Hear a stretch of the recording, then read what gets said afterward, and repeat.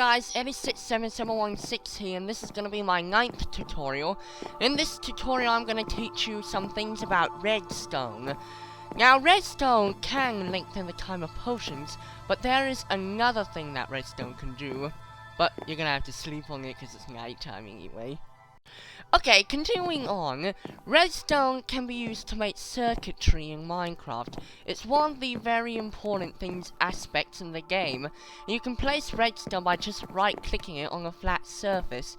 And then there are a few ways you can power this. You can use a wooden button, a stone button, or a lever which is crafted by a piece of cobblestone and this, and even pressure plates. Okay, so I'm going to connect this lever to see how it operates. All you do is right click it to turn on. Now you can see the redstone slowly fades away, but once you get to, I think that's about 1, 2, 3, 4, 5, 6, 7, 8, 9, 10, 11, 12, 13, 14, 15 blocks, it fades off. So there's another thing you can do to make the things work longer. You can make a redstone repeater, which you'll need 2 redstone torches, crafted just like normal torches, only with redstone, and then put them here, stone on the bottom, then redstone in the middle of the torches, makes a repeater.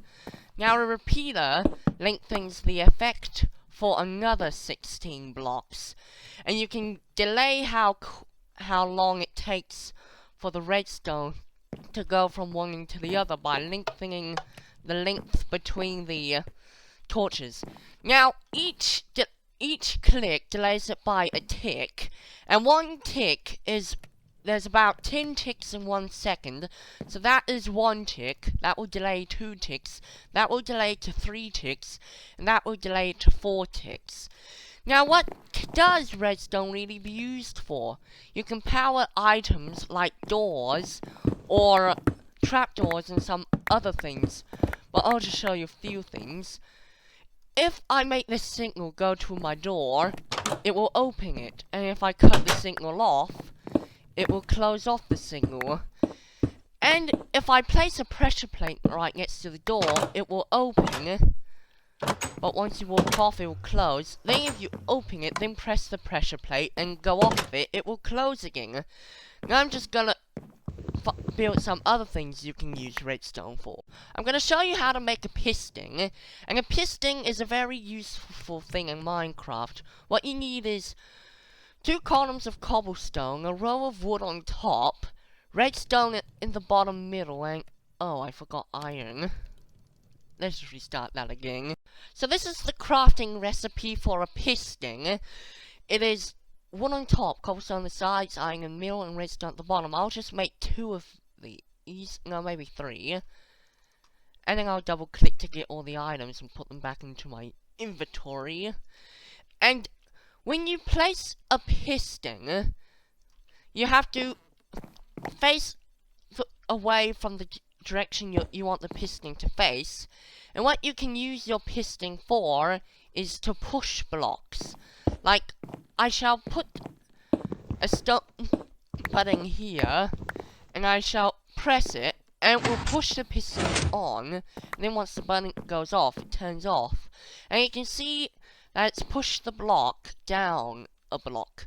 But there's another type of piston you can make, which can put it back as well. Sticky pistons are a bit like pistons, but the block that sticks to them is stuck. Let's put away something to keep up inventory space, and I'll just place this sticky piston, and as you can see, it's pulled the block back, and you can do that.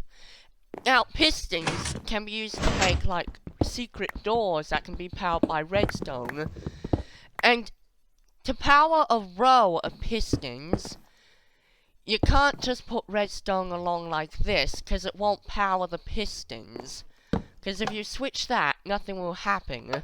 However, if you put blocks on that, and then put redstone above it, this should power all 3 pistons. And if you put a piston like that and have one redstone thing. Oh, I forgot. Pick. Anyway, I'll just destroy this. And if you flick the lever, it controls both pistons like that. So you can use that to make some secret doors or things.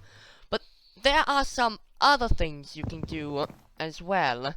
Like, I'm going to build a NOT gate, which basically, if the circuit is on, it will be off. Now, to build a NOT gate, you need a redstone torch, like this, and you can place it here, and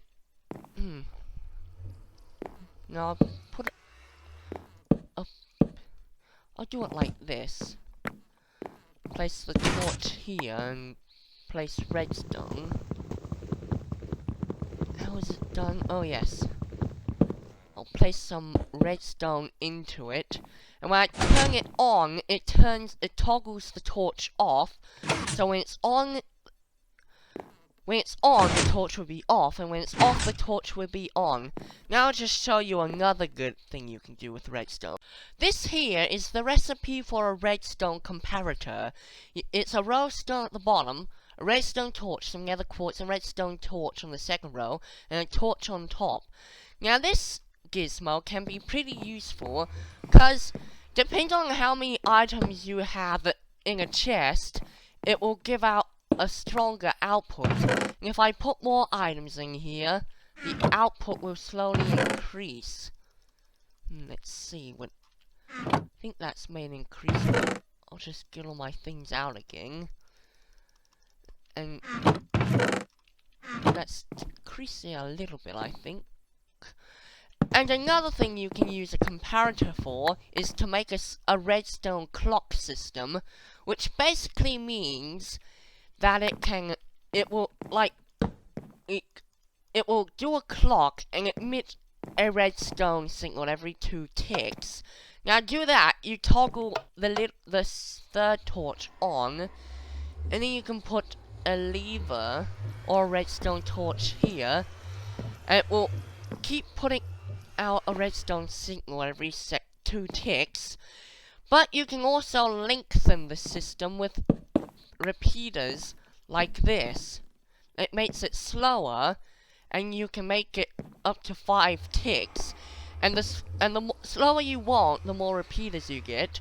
But there comes to a point where you're going to need to have more repeaters that you can't make enough space. So there's even another clock you can make, but for that I'll need a block of redstone.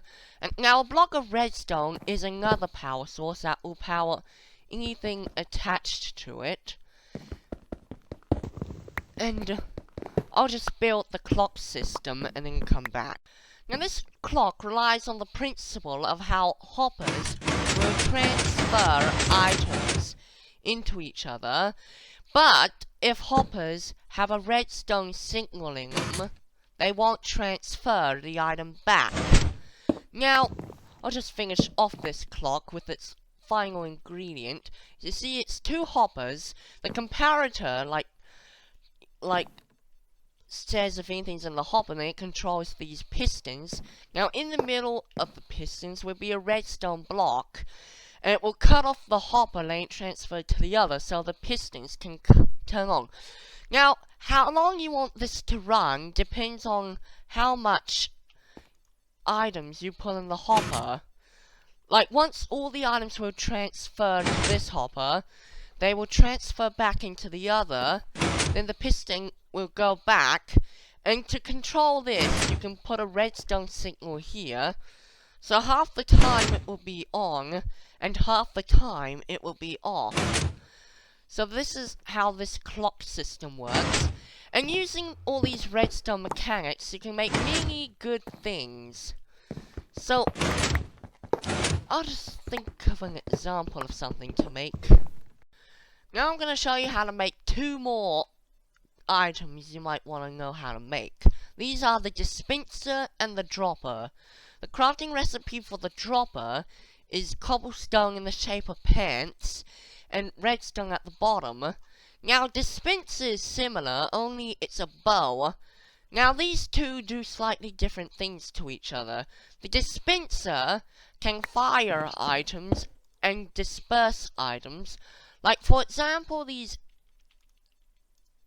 this dispenser will fire arrows, like that.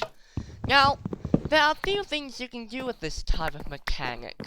Like, for example, using that timer I built earlier, but, like here. However, with dispensers, it needs to be, the redstone signal has to be a bit further away, so, because if it's too close, the dispenser will only do one tick and then stop. Anyway, see this? It fires until it's empty with this timer signal. And if you put a lever here, I'll just collect all these arrows.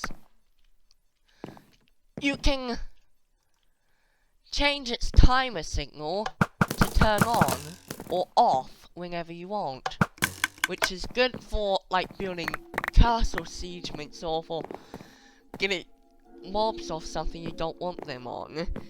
Anyway, this will be the end of this tutorial. I hope you like it. If you do, please leave a like. If you'd like to see some more from me, please subscribe. This will be Eddie out.